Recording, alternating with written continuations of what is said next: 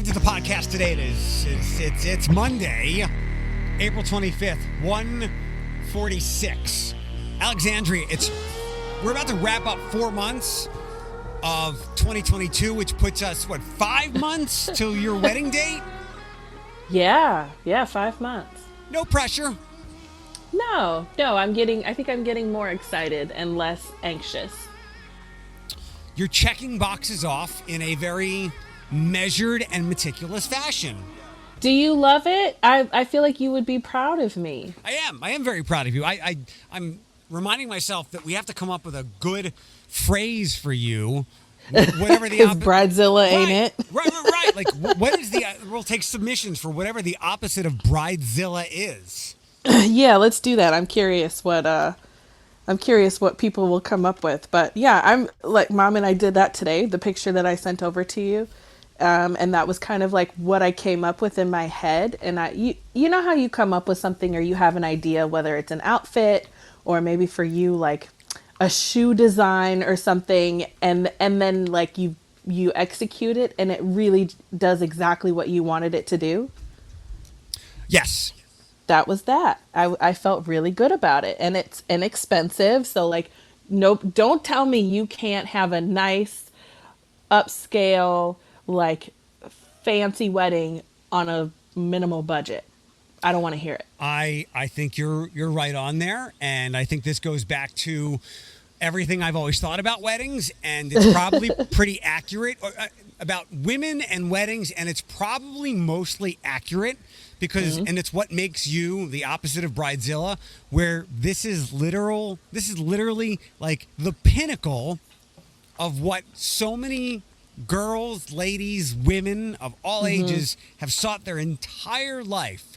And if there's one thing they're gonna spend money on, and then they want to get their money's worth on that, it's a wedding. So I think while there are budgets, they just put into their head, and if I'm wrong, I'm wrong. But if they put budgets, and if they get into their head, this is going to be expensive, then the rationalization is, I'm going to do it because it's my wedding and I want it to be perfect. And then in 2.5 years, you hate that guy because he fucked some other girl. Well, hopefully we don't have that issue. Sorry, but I am on one today. So Thomas would never. Like I can comfortably say that, but Okay. he'll do other stuff, but he won't do that. Yes, not that, but other things. But no, I think you will hopefully create a trend, especially of women your age and of your wonderful intellect and so much more, and go, it doesn't have to be a $30,000 affair. Yeah. I was thinking of maybe just taking pictures of what we do and maybe blogging it, doing like a nice kind of detailed about what I did just to share for another person. Cause I'm game for literally the picture that I sent you. And for those listening, I did my table centerpiece. Like I did a mock setup of my table centerpiece. And then I sent Eric a picture. I'm going to sell it. Like everything I bought, I'm going to sell. So that table centerpiece is $30 total for everything. And for 10 tables at $30, that's $300. I'm going to sell those for $20 a table. Like, and hopefully somebody just buys it. Like, here's the full package. If you're having this many people, this many tables, have it. I love it. It's a hand-me-down wedding. It's a great idea. Literally, yeah. So I need to acknowledge somebody. First of all, well done. It seems like there are more and more people who show up in my feed year after year, and maybe it's just it's quantity. I'm fortunate to meet lots of people and have a great network as you do as well. Seems like more people than ever were running in, I'll say the weekend, not necessarily the marathon, but it was neat to look at the list of results from the Glass City Marathon. Yeah. And see lots of local people. The one woman that smashed a record in the marathon. I mean, in the same, like, she's not a foreigner. And when I say foreigner, like, she's not from Montana. She's from Ferndale, Detroit, which is an hour away. Lots of familiar places in the top finishers of both the full and half marathons and the 5K as well. I'm gonna blow your mind right now, or maybe I won't. Okay. Did you know that there's something else that I can correlate this to, but I can't come up with it right now. Wasn't that prepared. Did you know that Toledo is a sensational place to run a marathon? No, but there was. I feel like Toledo. I don't know. Maybe every city is like this, but I'm like, we have a lot of runners in this city. Like a lot of people that love that stuff. Like not, but oh, Petey loves to run too. Petey Petey loves to just run. did. Petey just did the okey doke. So he tried to bark to get Sunny to bark to run to the door so he could steal her bone. He does it all the time. There's nobody at the door. Pete just wanted Sunny to think there was. Sneaky dude. So I think one thing, and we talk about this a lot, like we happen to be at the intersection of two roads that go up and down the country and then across 75 and 85. So to your point, it's really accessible to get here. Right. Think of another reason, and I'll tell you, it has to do with the month of April. And like I read this and my eyes opened up like in near pain. And I was like, huh. The weather? Yes. Why is it a great marathon city? Because in April it's still chilly. Yes.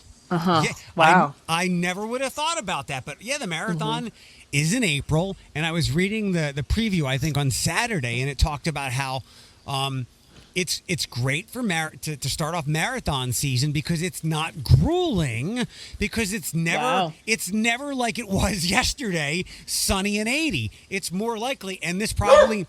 I know this caught Bethany tried to go to the zoo on Saturday, and I didn't think about it after the fact, but she said there were like 2 mile long lines either direction, both entrances. And I was like, well, you don't often expect 81 and sunny on a Saturday in April, so everybody got out. But there was also a recycling event. But yeah, because of our what's the good? I don't want to damn it too much. Because of our late arriving spring weather, it's a damn good place to run a marathon. That's kind of smart because I imagine at these events, like you probably have a fair amount of people that have heat stroke at like during, before, after. I mean, I saw a lot of people running marathons for the first time, like first time runners this weekend, really proud of themselves. Can you imagine? You have to be an experienced runner to run in the elements. You know what I mean? Like to be able to regulate your body or know what you're doing or know the warning signs in like the scorching hot July or August day. So it would make sense for it to be in April. That's kind of smart. Yeah, I never thought about that, and that's why the loud sigh. But congrats to everybody. But one person in particular, do you know? I think her Facebook name is Brandy Baker Purcell. You do know Brandy, right? I don't think so. Oh yeah, she did she work with backpacks for a while? Yes. Yeah. So this is not the first time her name has been mentioned on the podcast. I think it was when we were in pre-vaccine times, the pre-vaccine summer. Brandy was, I think, on the show, which was also the podcast at the time, because she had kind of helped Nate out do a lot of the logistics to get backpacks for humans up and running to where it was and is. That's right. She also, I think during that same time, was creating a human for another family. Oh, I didn't know that. Yeah, that's being a surrogate, right? Yeah. Okay, so she was having somebody else's kid.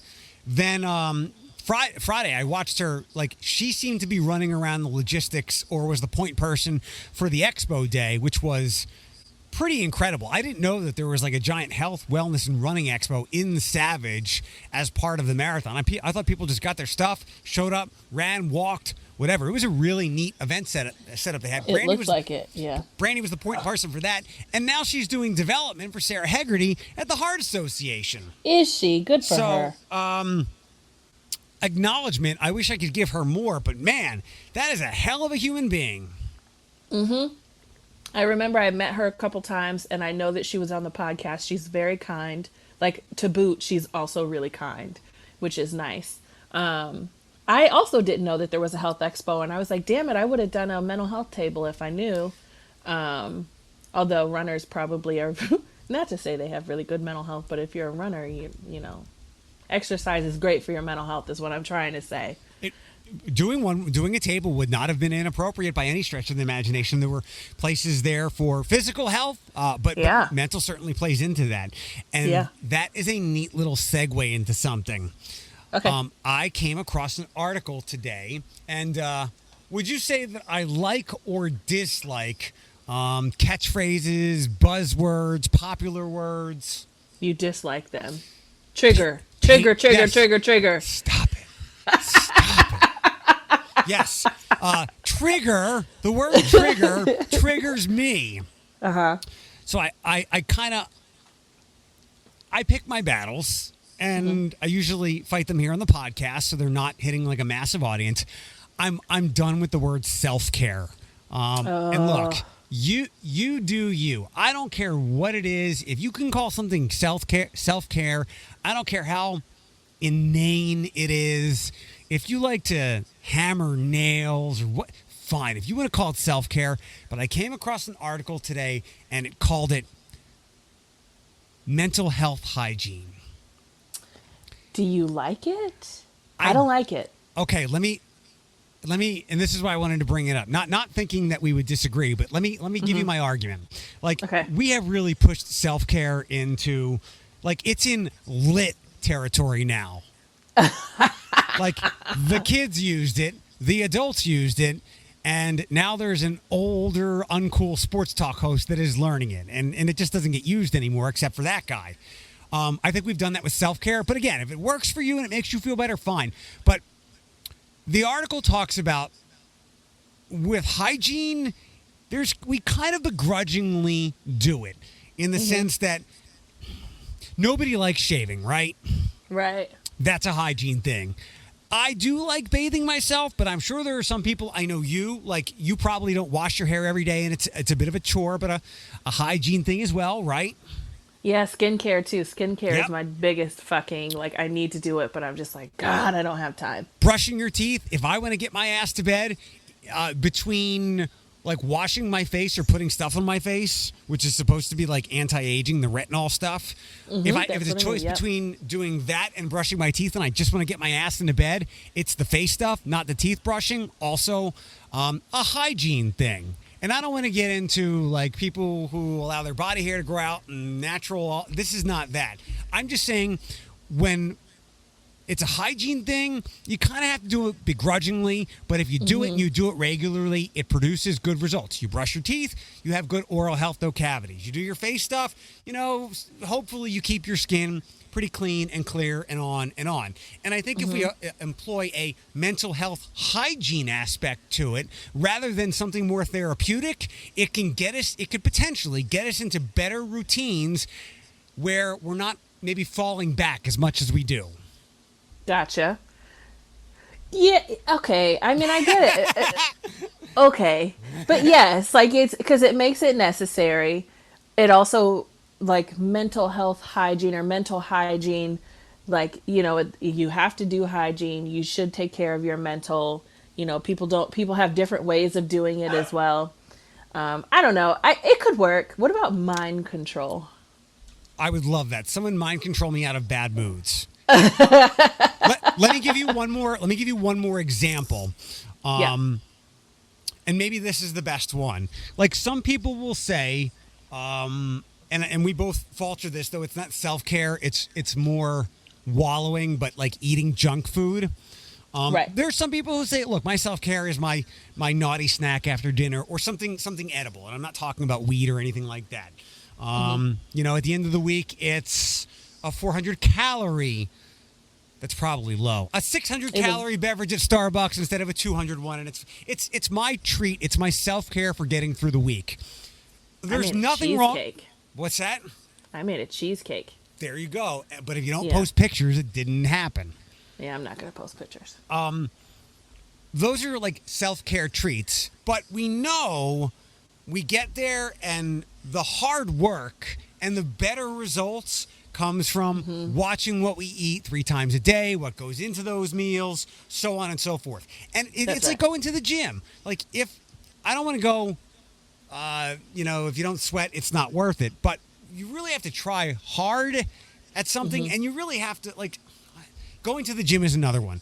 For a lot of people, it sucks. Like, they have to drag themselves, and then the feeling of accomplishment afterwards, and then after a week of doing it and 2 weeks of doing it, like, it's hard and it sucks, but most people will say they feel so much better. And My point is, if we take a mental health approach in that direction, where some things are hard, maybe it's better than the 3 times a week, not necessarily scheduled self-care stuff.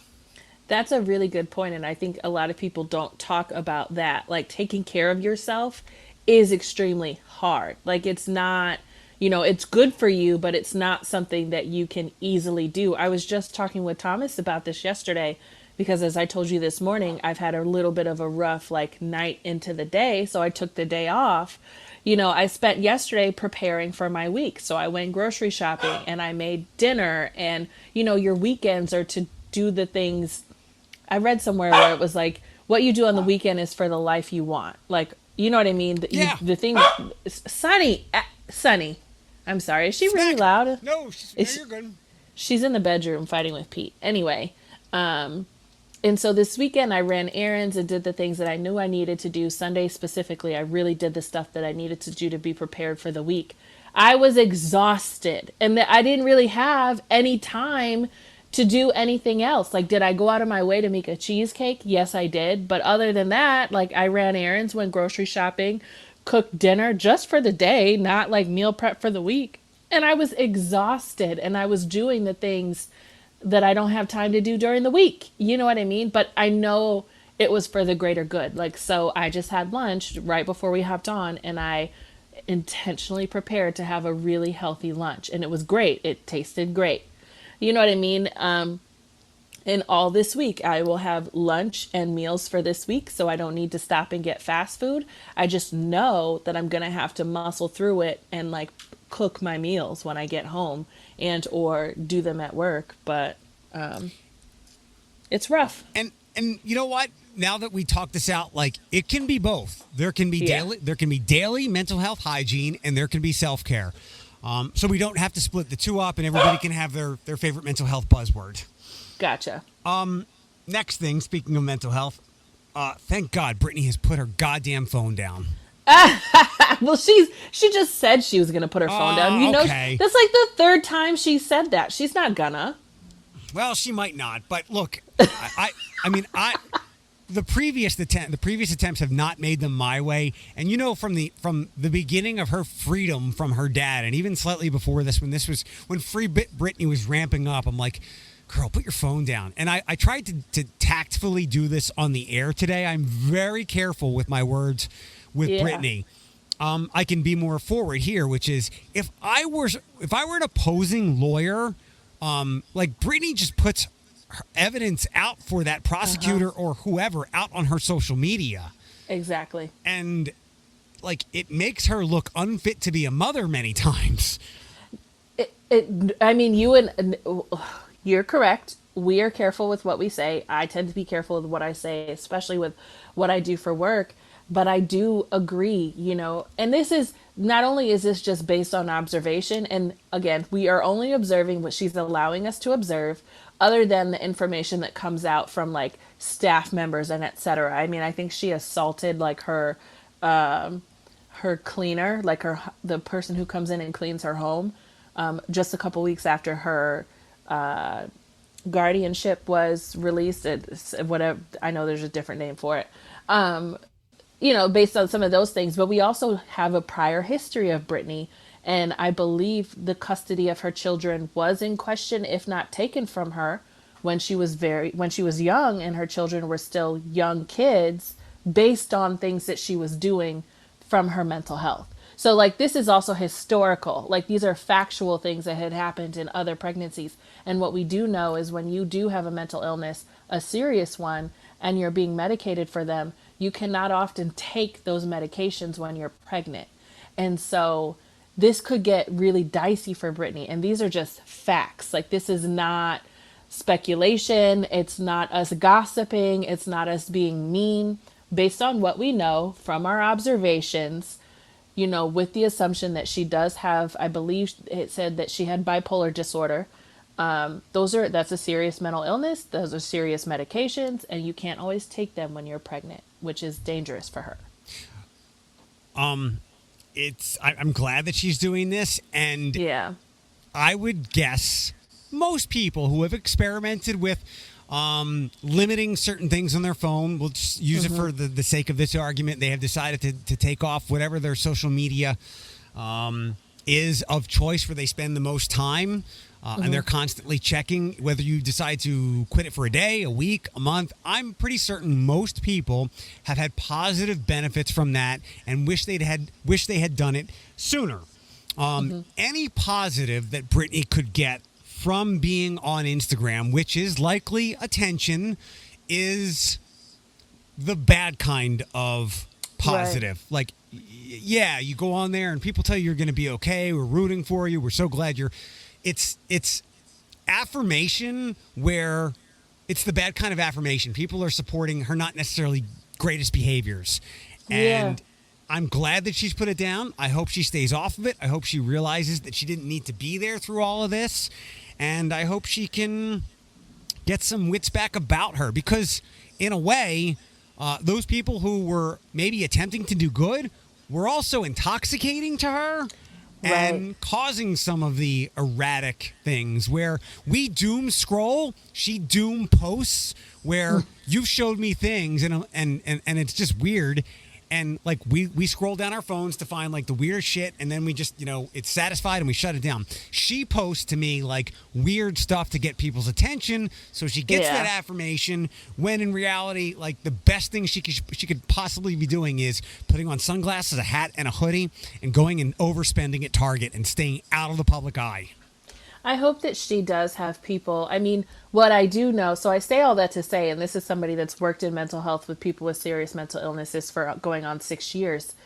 What I do know is that there is a healthy life out there for her, and there's recovery, and there is never going back to where you were before. I mean, there's always a chance that you could potentially, things could get bad for you, but you can recover. She needs to have good people around her, though. You're right. She can't have those enablers that are going to be like, here, let me take the picture of your ass and help you post it on the internet, or your nipples. Like, ooh, why don't you cover your nipples with 3 fingers? Then it won't get taken down. Like that kind of stuff.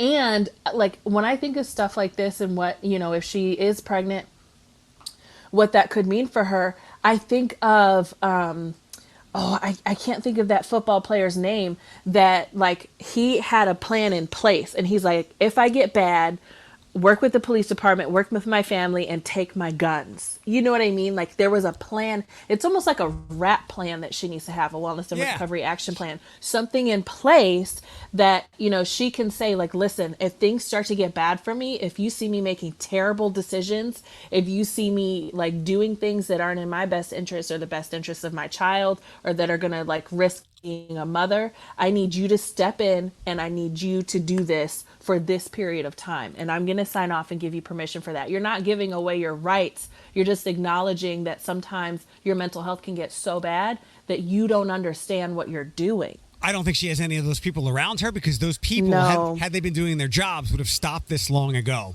No. And I think that that's I think that that's a thought out, intentional, like it worked so well for that football player. I think it was in DC or something like that. And he coins it for saving his life. He's like, it saved my life and that of other people when somebody stepped in and did what I told them I needed them to do when I was in a good place. So anyway, we all wish her well. We wish health for her and her baby and a happy marriage to her really handsome fiance and like a good, happy life. Like I love seeing those photos where she's in the Caribbean and I don't know, the Bahamas or something, and she's talking about how beautiful it is. I love to see that. But I just hope that she has good people around her that will be able to help her when inevitably she might not make the greatest decisions because her mind is not well. Yep. And I think a big step, even though you said she's tried it before, is staying the hell off social where, as you said, people have enabled her. And it's because, just look, you love her, but you're not loving her the right way. Yeah. And you're right. When I have said from the outset, like, free of her dad, but not free of conservatorship and take her. Like, this is because I want her to be well. I don't want to ever read the headline, anything about like losing this kid or this guy leaving her like high and dry and all. Like, I don't want those things to happen to her. We're just watching the ingredients for what could be a catastrophe in someone's life who has been a catastrophe for a good 20, if not 30 years. Right. Yeah. Yeah. More serious things. Actually, one light thing, and then we can do serious things. Okay. I'm officially now an ex-Buckeye customer and a current T-Mobile customer. How does it feel? It feels the same, but $60 a month less out of my pocket. And the guy on the phone offered me something. I was like, it's not going to work. I took my gear over to the Buckeye store at Spring Meadows, and the woman kind of whispered under her breath. She said, I can offer you better deals than they can at the call center. And then she said, you'll be back. Fine. But you know what? In the meantime, I'm saving $60 a month and have, from what I can tell, identical, if not better service. So I'm like, you know what? Whatever feelings you have, leave me out of your petty, whatever. I won't be back. Thanks for the confidence. But you know what? Maybe I will be. And I know they have all kinds of incentives to keep people. Like if the call center lost me, then if she keeps me, she gets something. I get it. But $60 a month was a big deal. And I've been with it now Thursday, Friday, 4 days. And once Josh moved it from my TV area where I've normally had my modem upstairs, where I guess just it's higher to the satellite or something. Perfect service. Couldn't even tell that there was a difference in it. So yeah, good. All right, now the serious things. I was reading an article yesterday, and for the freaking life of me, I cannot find the quote. It was about how Nebraska is Petey growling at her? Sonny is the growler. Petey doesn't growl at anybody. Sonny, knock it off. Sonny's a raggedy bee. Reading this article about how, and it was a very long read, and maybe that's why I can't find the quote again. It was a very long read about how Nebraska, relatively speaking, managed the pandemic pretty well. Now, they had a lot of built-in geography and demographic reasons to do better. And if we stretch out the data years, we can go, look, everybody lost at this. Some places that lost a little less were just lucky. And population, too. Yes. So the article even mentions, I'll say this. Do you know who Nebraska's governor is? Sarah Palin. I don't know. No, and one of the points was, this guy did a great job not making headlines. When he said stuff, it didn't even make C-SPAN in the middle of the night. Because I guess one of his acts or one of his behaviors as governor was, and more places should do this, we're going to run it like a business. And if we find out we have shitty customer service, we're going to fix that. And I guess he applied that to the overall running of COVID. But you're right, geography, demographics, it's very young there, blah, blah, blah. But I read one thing, and this is where the conservatism of him came up, and I have to find the quote. I'm on a hunt for it. He said they didn't want to give people more money. I don't know if this was tax credits or what this was, or extra unemployment. They didn't want to give people more money because they didn't want them dependent on government.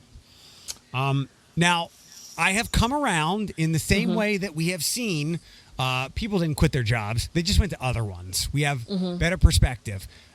I have now seen enough and read enough that a large portion of the inflation problem is, as some very conservative people predicted, we put too much money into the economy. And we bought a lot of stuff, and the supply chain was dead. And now I'm saying we put too much in the sense that I didn't need that stuff. Like somebody like me, I didn't need that money. It was truly found money. And some people desperately needed it. And I guess in that kind of crucible of something we've never experienced before, and the logistics of going, you get X, you get Y, you get X plus Y, it's just too hard. So it was like let's throw money at the problem. And it caused a lot of the inflation.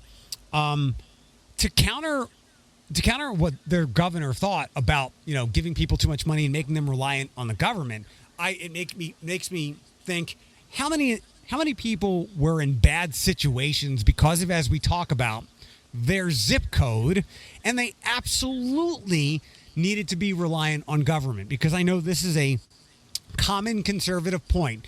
Why can't you just go get a job? I don't think no politician would ever say that, but someone who backs that side, why don't you just go get a job? Well, I can't because childcare is too expensive. I have a delinquent father who is also a criminal. And, there are a million life reasons that many of which are out of people's control that keep them, as we've talked about, as we've read about for months now, that literally imprison them in poverty. Like, give them more money. So maybe this was their one opportunity to climb out of it. And those people absolutely need to be reliant on the government, and the government has to help those people. Right. No, that's exactly right. I don't know. I get a little afraid when we hear the term like we're going to run it like a business because that's what you know who did. Hold on, but he has never run business as well. Well, I'm sorry, that's not what he did. That was what he like campaigned on. That's not actually what he did though.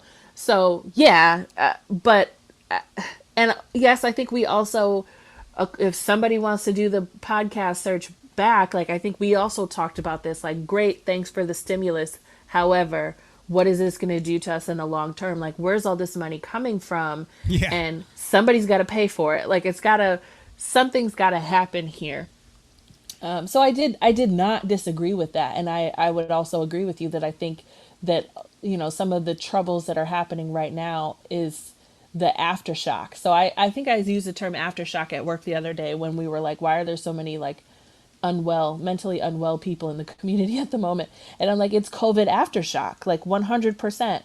I don't know. So yeah, I think that's what we're experiencing. But what was the alternative? Like, I know one of my stimulus checks helped me to save my ass getting my car fixed. Remember, like I got a stimulus and my car broke down, and it wasn't some big huge thing. I was able to pay for it and not like freak out about it and still continue to do what I do. So it really does help people. And those opinions of like, get a job, get out and go get a job. Those are from people that probably have never lived that life. I say probably because I know there's some that have. I agree. Like, and go ahead. This is kind of two separate issues. The throwing money at the problem, and then that quote of, I'm not going to allow people to be reliant on government. And like to zoom in on that like a little bit more. Well, that I think of things that happen here, like when the mayor is begged to fix the streets. Because if I can't drive on my streets and my car gets all jacked up, like those little things in the way that people are and need to be reliant on government. Like, that's great. Have your conservative or libertarian, every man for himself attitude. But people do need to rely on functional government. And I should have kept the customer service part of this and that Nebraska governor at the top of things, because we just talked about this last week when I said I think customer service is starting to go over to a country where they don't speak very good English. And I'm not being xenophobic, but if there's a language barrier because you need to save a couple of bucks, there's a problem. That can be bad customer service. I think there was another part where they said, if people are not getting what they need from the Social Security office or whatever other documents so they can get the funds that we're dispensing in a timely manner, that's on us. So, not to take away from, the assistance of, or the problem that we are now living with, the money, like to use your problem. And granted, we can't get to the long problem if we can't get through the short problem. Like, if you can't fix your car then and there, you're not worried about hitting a pothole in 15 months that should have been fixed but wasn't because the cities or whoever is not doing their job, or that short-term problem. Yeah, you get your car fixed, but everybody that used money in that fashion per se, not saying there wasn't a problem then, we're all biting it now because every time we go to buy a little chicken, which is 30% more than or 30 cents more a pound, or the gas that's up 25%, us taking all that money seems to have been a contributor to what we're getting stabbed with now. As you're saying, it's a financial aftershock of COVID. Oh yeah, definitely. It's interesting. And Nebraska's a flyover state. But he's not wrong. And we all thought about this. And I was lucky enough that I kept my job and I kept my salary through the entire pandemic. So every single stimulus was literally a bonus for Yeah. me. And I know it was for me to like put back into the economy, and I didn't. I saved it to buy a house, like besides getting my car fixed. You know what I mean? But still, and I wasn't able to do that. But you know, everybody used it for different things. But I almost felt bad that I was even getting one. You Yeah, know, also me too at times. not paying back my student loans. Also felt a little bad that I wasn't doing it. And I'm like, well, what is this going to do in the long run? And I'm still not paying those damn things. I think they pushed it back to May, and now it's pushed back even further. I think if you read this article, and it is a long read, but I'll share it with you if you would like. There's a lot of good things in here, and you're right. When we hear running things like a business, we think cold, ruthless efficiency, where we cut bodies until we're making more money or not losing Right. money, and everybody's just a dot on a spreadsheet. I really appreciated the customer service aspect of this because it's something that people bitch about here, which I want to get answers for on Wednesday. Somebody from Engage Toledo will be on the podcast. Oh, nice. Who and- is it? Her name is Jennifer Jacqua. Oh, okay. But Engage Toledo is the customer service arm of the city. And they are there to take calls about potholes and so much more. And if the customer service isn't good, it's not an optimal business. And when Yeah. your business is about getting votes to keep you in office and you're not running it well, that's where people begin to distrust you and all other kinds of things and misspending my money, misspending my taxes, so on and so forth. But yeah, aside from that part and our stimuluses and whatnot, yeah, there are people who absolutely should and need to rely on the government because the government is the only people that are going to fix these neighborhoods where we talk about at least once a week in a serious conversation because those places are, even though we hear about the bullets, there are far more people living there who would rather not live there, but they have no other choice. Yeah, and I think that there's also, and I mean, people that rely on the government that maybe they're of age to work and maybe they're not necessarily on any kind of disability, but they're not like, I don't want to say not well, but maybe they bounce from job to job. They struggle with certain things. And every time they lose their job, they then fall behind on more bills and more bills. And so their credit score goes down you know what I mean? Like, and then they get to a point where Social Security recognizes like, okay, you do have a disability or you're not able to work because you've lost this job and this job and this job and this job. But in between then, because like there's a joke that says you have to apply and get denied for Social Security 3 times before they accept you. Do you know what somebody goes through in that time? Like, it's insane. I do not. Yeah, it's pretty bad.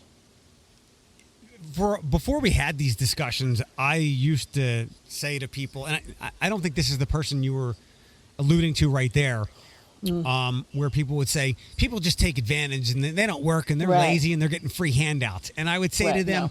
for every 100 of those people, their economic impact is minuscule on you. And I know you see them every day and it irritates you and burns you up. But for every 100 of those people, there is a CEO who is doing far worse things. You just don't see them or know about it as much.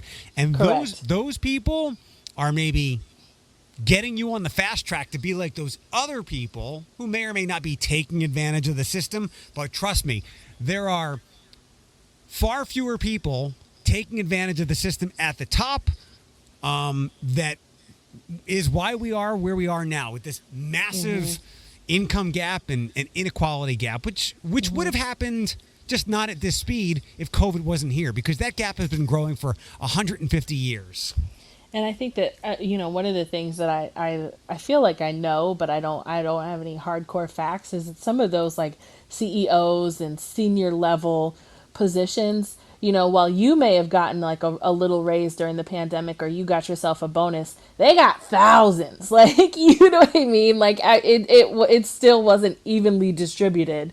Even then, you know, there's a gap, and there was a gap in what was provided during the pandemic as well. And like the ones maybe having to struggle a little bit more were not always the ones all the way at the top, although they were making difficult decisions. But still, you know. All right. I think I'm much cooler now. Thanks for letting me vent. I did? Yes, you were very helpful. Thank you. Oh, did we talk about something that was peeving you? No, you didn't, but I feel better having had this outlet. one more literally a fast thing. So I did not know off on Door that there were 3 roundabouts in succession getting off of 475. I have never driven in Italy or Monaco before, but for the first time ever, I felt like a Grand Prix driver. I felt like I was back in Scotland. Like, it's so many roundabouts.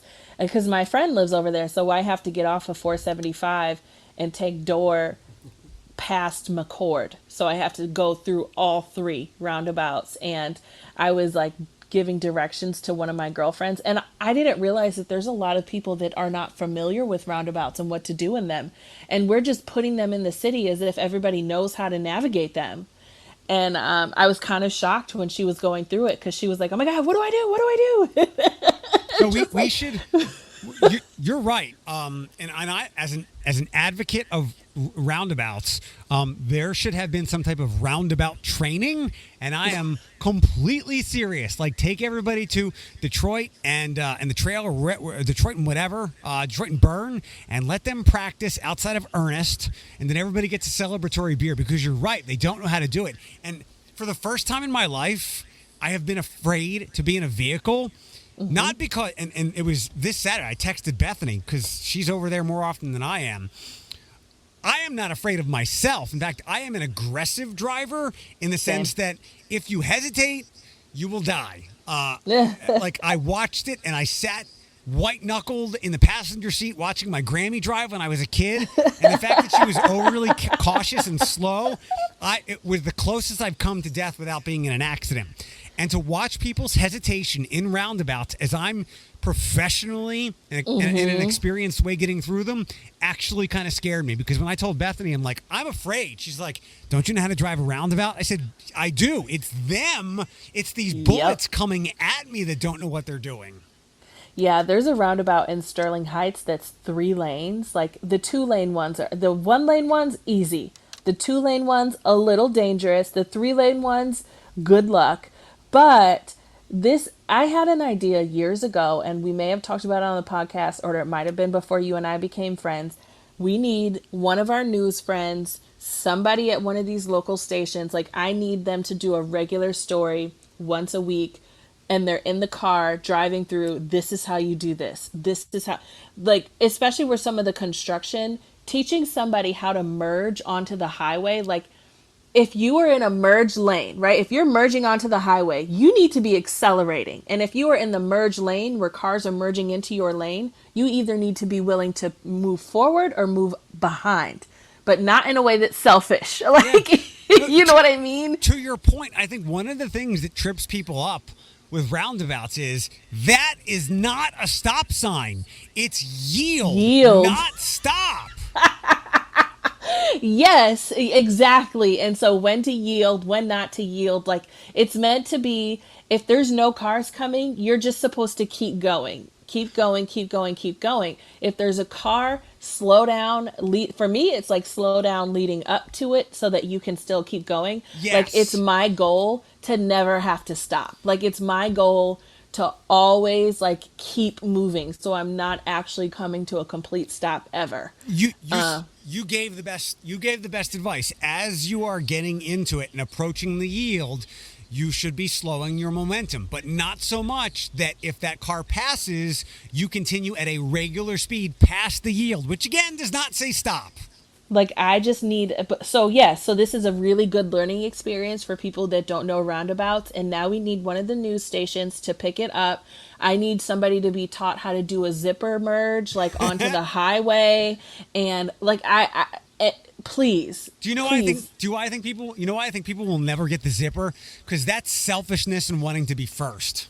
Oh, it's so, like, what, I almost died a couple weeks ago because this lady decided to speed up when I didn't, like, as I was merging onto the highway, and she's like, you know what, I was going to let you go, but I changed my mind. Now I'm going to speed up, which almost ran me right into the wall.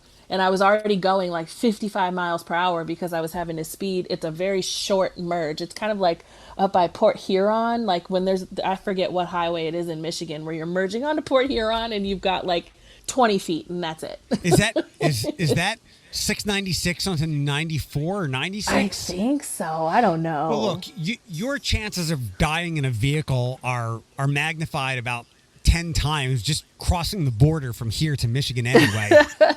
It's insane. And the potholes. Yep. Good Lord. Yep. Yeah, I factored that into the 10 times. Yeah. All right. Well, thanks for making me feel better. I appreciate it. You're very welcome. And so you won't send me a picture of the cheesecake? I didn't know you wanted one. I do. Thomas has probably already eaten it up. Like, yeah, I'll send a picture next time I Okay. cut a slice, because I sliced strawberries for it too. So Okay. I'll put some cute little strawberries on top. No. I tried. You'll be so proud of me. I tried some new chicken tenders. They're cauliflower chicken tenders. Okay. And so they're not. It's chicken, but instead of it being breaded with like, traditional fried chicken tenders, it's breaded in Cauliflower. powdered cauliflower and What? almond flour. Are you able to just do like I do, just skinless, boneless chicken and cook it that way with nothing on it? Well, I kind of like the breading though. It tastes good, Okay. so it's not bad. And I Okay. popped it in the air fryer. The serving size is 3, and I popped 3 in the air fryer. It's like 80 calories. Okay. Good. Look Yeah. you're doing calorie hygiene, healthy eating hygiene. Correct. I'm trying to. All right. like a. Yeah. Go ahead. Sorry. No, well, I'm just gonna wrap us up. Wrap us up for the day. Okay, I'm wrapped. And bye-bye. Bye bye.